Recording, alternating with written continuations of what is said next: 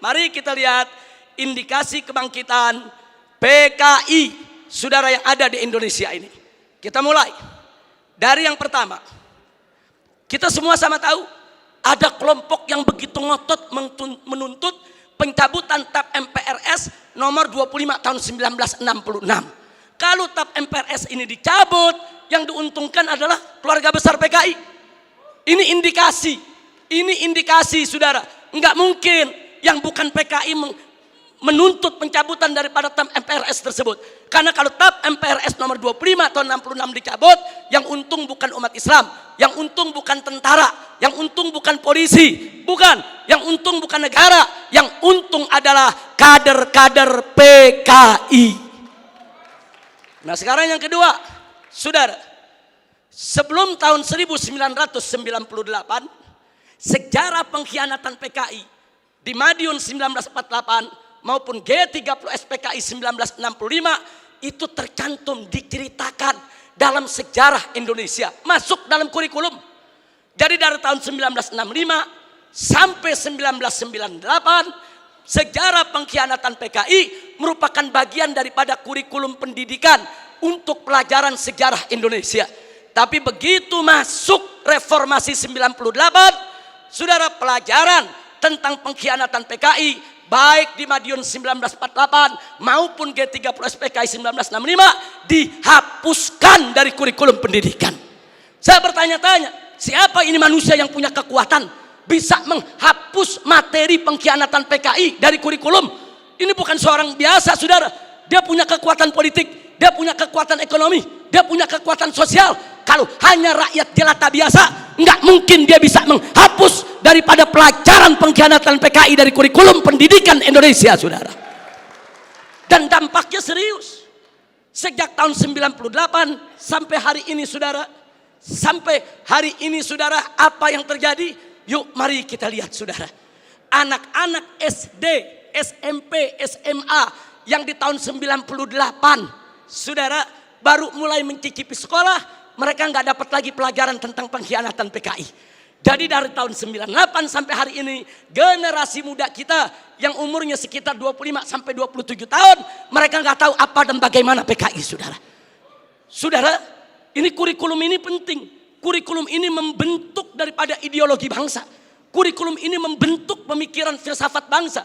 Kalau sudah dihapuskan dari kurikulum, jangan kaget kalau anak-anak muda kita saat ini umur 20-an, saudara, 25 atau 27 ke bawah, tidak ada yang tahu PKI. Bahkan mereka merasa bangga pakai kaos dengan gambar Palu Arit karena ketidaktahuan mereka, saudara. Sebelum tahun 98, saudara, televisi nasional khususnya TVRI setiap tanggal 30 September selalu memutar ulang film tentang pengkhianatan G30S PKI. Hingga dari Sabang sampai Merauke, dari gunung sampai ke lembah, orang di kampung-kampung nonton film tersebut, saudara. Mereka tahu betapa biadabnya PKI, betapa zalimnya PKI, betapa pengkhianatan yang dilakukan oleh PKI. Tapi sayang sejuta sayang, setelah reformasi tahun 98 tidak ada satupun stasiun televisi sampai hari ini yang berani menayangkan kembali daripada film pengkhianatan G30S PKI, saudara. Ada apa? Siapa itu orang yang bisa nakut-nakuti televisi? Siapa itu orang yang bisa neken media televisi? Siapa itu orang yang menguasai media di kita punya negeri sampai media takut, nggak berani untuk menayangkan film itu kembali, saudara? Nah, ini fakta, ini merupakan indikasi kebangkitan PKI yang tidak terbantahkan.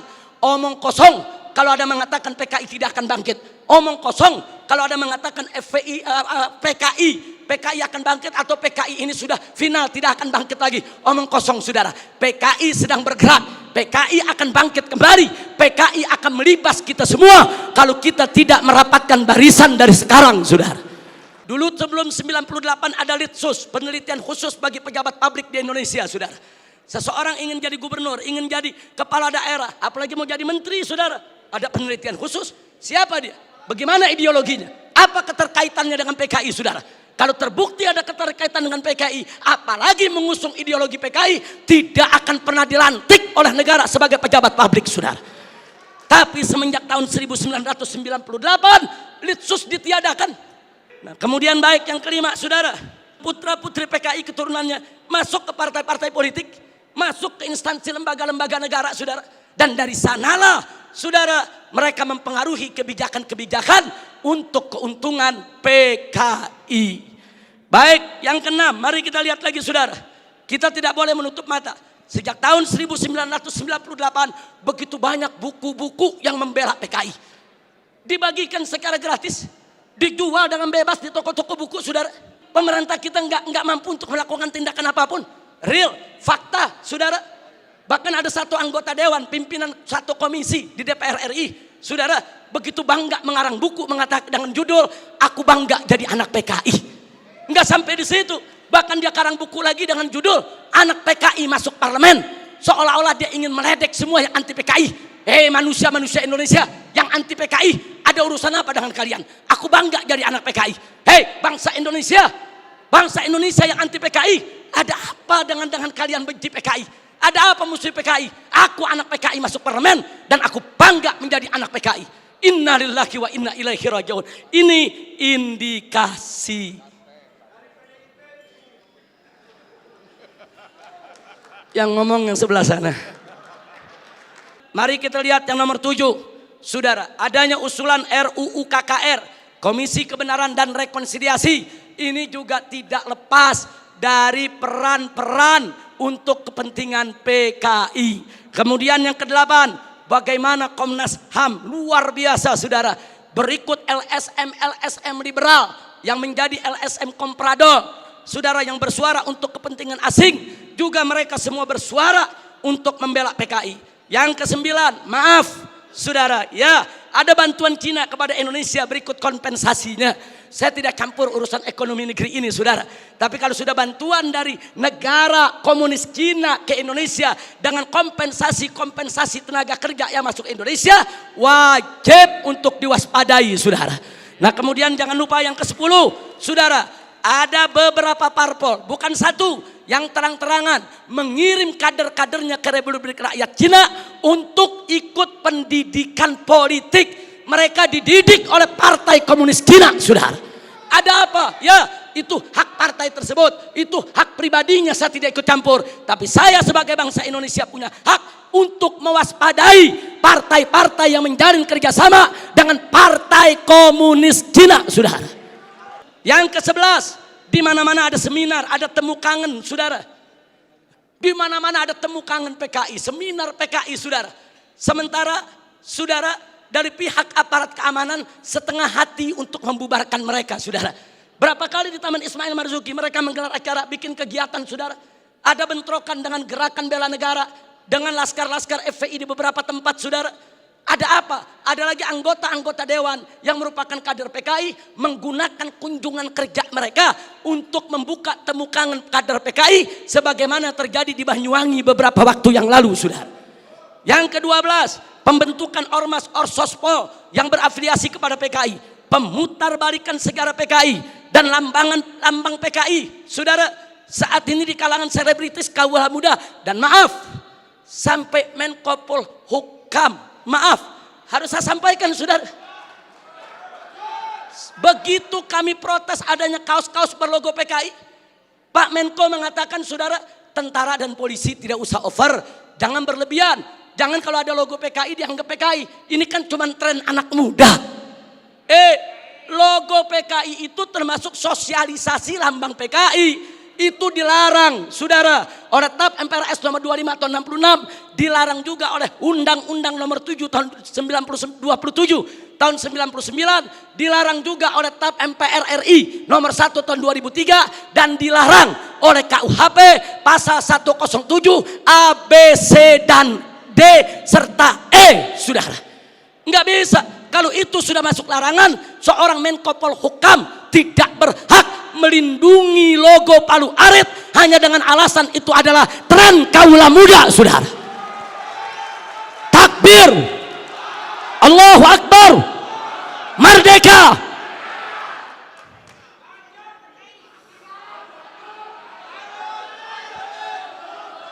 Baik, yang ke-15, saudara. Belum lama ini, saudara, ada usulan konyol penghapusan kolom agama dari KTP, saudara. Kalau kolom agama dihapuskan dari KTP, saudara, maka ini merupakan kesempatan bagi kalangan ateis, bagi kalangan PKI untuk tidak lagi mencantumkan agamanya, saudara. Ini berbahaya, ini merupakan indikasi kebangkitan PKI. Baik, yang ke-16, saudara. Dorongan untuk minta maaf kepada PKI. Ada apa? Saya ditanya sama wartawan, Habib Rizik, ini bagaimana sikap FPI kalau presiden sampai minta maaf kepada PKI? Saya jawab, kalau presiden ngotot meminta maaf kepada PKI, saya usul sekalian saja minta maaf sama Belanda dan Jepang. Jangan tanggung-tanggung minta maaf, saudara. Minta maaf saja. Belanda, maaf dulu pejuang kami membunuh tentara Belanda. Jepang, maaf dulu gerilyawan kami membunuh Anda. Minta saja sekalian maaf kepada Belanda dan Jepang, saudara. Belanda dan Jepang itu penjahat, saudara. Sebagaimana PKI, bukan kita yang minta maaf kepada Belanda dan Jepang. Bukan kita yang minta maaf kepada PKI. PKI yang harus minta maaf kepada bangsa Indonesia, saudara. Baik, kemudian berikut yang ke-17, saudara. Maaf, sekarang ini ada jargon revolusi mental. PDIP juga. Kalau yang dimaksud revolusi mental adalah revolusi akhlak, revolusi moral, revolusi budi pekerti, dari tidak baik menjadi baik, tentu kami dari FPI akan sangat-sangat mendukung. Tapi kalau yang dimaksud revolusi mental adalah membebaskan jiwa dari ikatan agama, membebaskan jiwa daripada aturan hukum Tuhan, sebagaimana yang pernah disuarakan oleh Karl Marx, sebagaimana di tahun 50-an pernah dikampanyekan oleh PKI. Ini jargon PKI dulu, saudara. Nah, kalau itu yang dimaksud, kami menolak istilah revolusi mental kalau hanya memberikan kesempatan kepada PKI untuk bangkit, ya kawan. 19, saudara, saat ini di beberapa karnaval, bagaimana tokoh-tokoh PKI, saudara, seperti Aidit, seperti Nyoto, saudara, itu dibawa-bawa, diusung-usung. Bahkan dalam karnaval peringatan HUT RI di Madura, saudara, di Sumatera Barat, kemudian di Jawa Timur. Ada apa kalau ini bukan indikasi kebangkitan mereka? Dan yang ke-19, saudara, maaf, beberapa waktu yang lalu juga ada simposium di Arya Duta. Saudara, ya, tujuan pemerintah baik, dimontopori oleh pemerintah, bagus tujuannya, saudara. Tapi sayang sejuta sayang, saudara, ternyata simposium tersebut, saudara, hanya menguntungkan kader-kader PKI ketimbang kader-kader bangsa Indonesia sendiri, saudara. Nah, karena itu, saudara, yang terakhir, yang ke-20, saudara. Ada jenderal PKI. Yang terakhir, saya sedih, kecewa bercampur marah. Begitu saya saksikan di ELC, saudara, Indonesia Lawyer Club, di salah satu sebuah stasiun televisi, saudara, ada tokoh yang mengatakan kalau PKI itu hanya korban. Kalau PKI itu korban, penjahatnya siapa? Kalau PKI korban, berarti penjahatnya NU, penjahatnya Banser, penjahatnya Masumi, penjahatnya tentara, penjahatnya Polri, penjahatnya negara, saudara. Nah, maka itu, saudara, ya kalau korbannya PKI, berarti penjahatnya Nahdlatul Ulama NU. Berarti penjahatnya Muhammadiyah. Enaknya, saudara, umat Islam ini dianggap semua sebagai pelaku kejahatan. Ini kita tidak terima. Ke Padang Persatuan, kalau ingin simpatik kepada PKI itu urusanmu. Tapi jangan coba-coba mengatakan mereka korban. Itu akan menyinggung perasaan jutaan umat Islam di Indonesia. Baik, saudara, saya di sini tidak mau sebentar karena waktu sudah sebentar. Implikasi saya lewatkan dulu. Usulan FPI untuk simposium ini.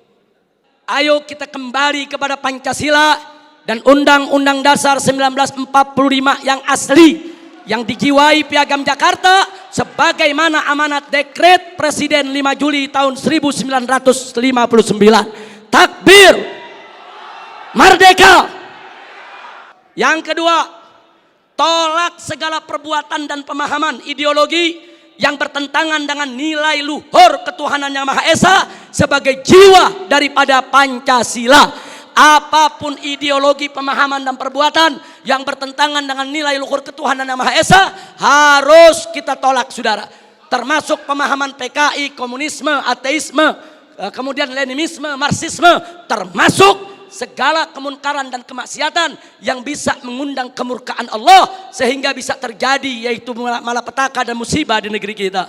Yang ketiga, tegakkan dan laksanakan TAP MPRS nomor 25 tahun 66, Undang-Undang nomor 27 tahun 99, TAP MPRI nomor 1 tahun 2003 dan KUHP pasal 107A sampai E.